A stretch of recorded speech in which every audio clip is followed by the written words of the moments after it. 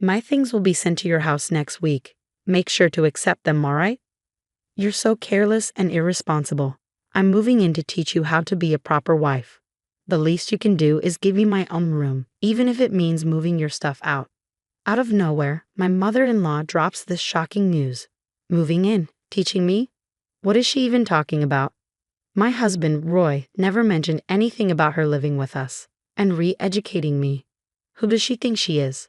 She doesn't care about my feelings and actually moves in the following week.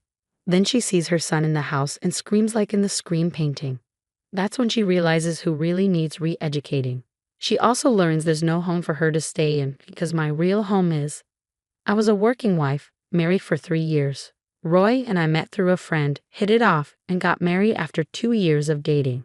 We both worked full-time and were used to doing housework on our own.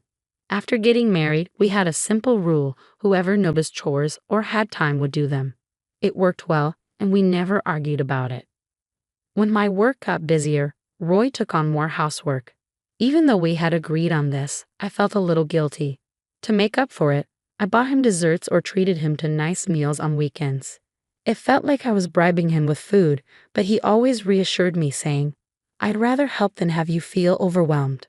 I was grateful for my kind husband and wished our happy days would last forever. But then my father-in-law passed away. He had married late in life, so he was already quite old. It was sad, but Roy accepted it as a natural part of life. For my mother-in-law, Olivia, it was much harder.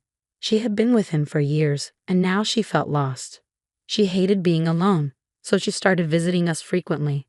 On weekdays, she came after work. On weekends, she sometimes arrived early in the morning. Honestly, it was exhausting. I was already tired from work, and entertaining her all day on my day off was tough. But I wanted to support her, so I did my best to be patient. At first, she just wanted company. We chatted over meals about the news, work, and Roy. Sometimes she cried about my father-in-law, and I sat quietly beside her. But over time, her visits changed. She stopped coming just for company. She started judging me instead. She criticized how I ran the house. The fridge wasn't organized enough. Laundry wasn't done properly. There were too many instant noodle wrappers in the trash. She asked if I was trying to ruin my health before having a baby. She kept scolding me, even though Roy and I were fine with how we managed things. We weren't even thinking about kids yet. I understood her concerns, but if she spent less time complaining, I'd actually have more time to clean. Of course I couldn't say that. So I just nodded. Yes, you're right. I'm sorry. Then one weekend she came over and saw Roy washing the dishes. Suddenly, she snapped. "Why is my son doing dishes? You're the wife. This is your job." I froze. She grabbed the sponge from his hands and made him sit down. Then she pulled me into the kitchen. I stood by the sink, annoyed but trying to stay calm. "Olivia, we both work, so we split the chores. He's just helping out today. I don't make him do everything." "Don't talk back to me," she snapped. She refused to listen, no matter what I said. I thought if Roy spoke up, she might finally understand. I looked at him, hoping he would defend me. He nodded like he understood. For a moment, I felt relieved. Then, to my shock, he said something completely unexpected. "Mom, calm down. It's not good for your health to get so upset," Roy said. "But you do have a point. From now on, I'll make sure she does things the right way. Honey, you should apologize to her." He turned to me. Why wasn't he telling her that we shared the chores? I thought about arguing, but there was no point. Olivia and now even my husband were against me. "I'll be more careful in the future," I said, deciding to end the conversation. After she left, I asked Roy why he'd sided with her. "No matter what I said, she wouldn't have listened as long as she saw you as a bad wife," he explained. But if he had told her, she would have listened. That could have ended this right away. Instead, he made things worse. Sensing my frustration, he quickly tried to justify himself. "I was just trying to keep the peace. You know my mom, she wouldn't understand if I explained our rule. But don't worry, she'll get it eventually." I wasn't buying it. We had known each other for years, and I could tell when he was full of it. Deep down, I felt like he was just using this as an excuse to stop doing chores. Roy had always been a bit of a trickster. I was easygoing, and since he had never caused major trouble, I had let it slide before. But now I saw no guilt in his face. More than anything, I just felt exhausted. Still, I convinced myself that maybe he just wanted to keep his dignity in front of his mother. We had shared the workload before, so I hoped things would go back to normal soon. But I was wrong. Since that day, Roy stopped helping with the chores altogether. We never had strict rules about who did what, but he had always pitched in. Now he completely ignored it. At first, I thought he was sulking because I had called him out. But no, he was simply refusing to do anything. I finally confronted him. "Oh, I'm sorry," he said, surprisingly agreeing right away. I figured maybe he was just being lazy for a bit. But then, the next day, Olivia showed up without calling ahead. That was unusual, so I worried something was wrong. Instead, she had something else to say. "I heard you still haven't learned your lesson. You're not doing any housework, and you don't even cook for your husband.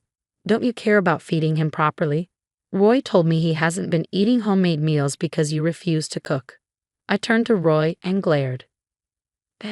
Roy had completely turned on me. I warned him, but he didn't care. "This isn't my fault," I said. And snitch isn't the right word. He just didn't want to do any chores, so he blamed everything on me. Because of that, Olivia started coming over even more often, and Roy stopped helping at all. I had to pick up all the chores he used to do, even when I got home late. If I wasn't so busy with work, I might have managed, but I barely had time to sleep. I was exhausted. If this continued, I knew I would collapse. So I tried talking to him again. But right when I needed to, his work got busy, and we couldn't have a proper conversation. At first, I understood, but his schedule was insane. He started coming home really late on weekdays, sometimes after midnight. On weekends, he worked all day. Sometimes, he even stayed at the office overnight, saying the commute was a waste of time. I had wanted to talk about Olivia, but I became more worried that he was overworking himself. When I finally saw him, I asked, "Are you okay?" "Yeah, I'm fine," he said, looking full of energy. That was odd. If he was working so hard, he should look at least a little tired. But he seemed too energetic. How was that possible? I started wondering if his company was overworking him unfairly. So I asked a colleague whose family member worked at the same place. When I described Roy's schedule, she looked confused. "Yeah, it's a busy season, but they don't work that much. Maybe some departments do, but these days, they're strict about hours." So Roy wasn't completely lying, but he wasn't telling the whole truth either. I had a bad feeling. I was too busy with work to keep up with house chores, and the house became a mess. The next day was my day off, so I planned to clean everything and get the house back in order. But then, Olivia showed up. "What happened here?" she gasped. "The moment I leave you in charge, this is what happens. No wonder my son has been doing everything. I've told you we share." I started to explain, but then I realized there was no point. As I hesitated, she suddenly seemed to get an idea. "I'm going home for today," she said. I just remembered something. She left. I had braced myself for a long lecture, but she was gone just like that. It felt strange, but I was just glad to have peace. Then, a few days later, she called with shocking news. "Hello, my belongings will be delivered to your house next week. Accept them all." "Okay." "What?" "After seeing the mess, I have to step in. You're too clumsy and careless. For my son's sake, I'm moving in to train you to be a proper wife. The least you can do is give me my own room, even if you have to move your stuff out." She made this decision all on her own, without even asking, and her things were already on the way. I was done being treated like a fool. I had already been thinking about a plan, and now was the time to act. The day she was supposed to move in, she called me over and over. I ignored her at first, but she wouldn't stop. Eventually, I picked up. On the other end, she was screaming. "What's going on? Where are you? Who is that woman with my son?" I had never heard her this hysterical before, and I couldn't help but laugh. "What's so funny?" she yelled. But I wasn't on that day. I had told Roy I was going to visit my parents for a few days, and my plan had worked perfectly. I had a feeling Roy might bring his mistress home while I was gone. When I started noticing differences in his busy work schedule compared to what my colleague had told me, I decided to hire a private investigator to find out what he was really doing.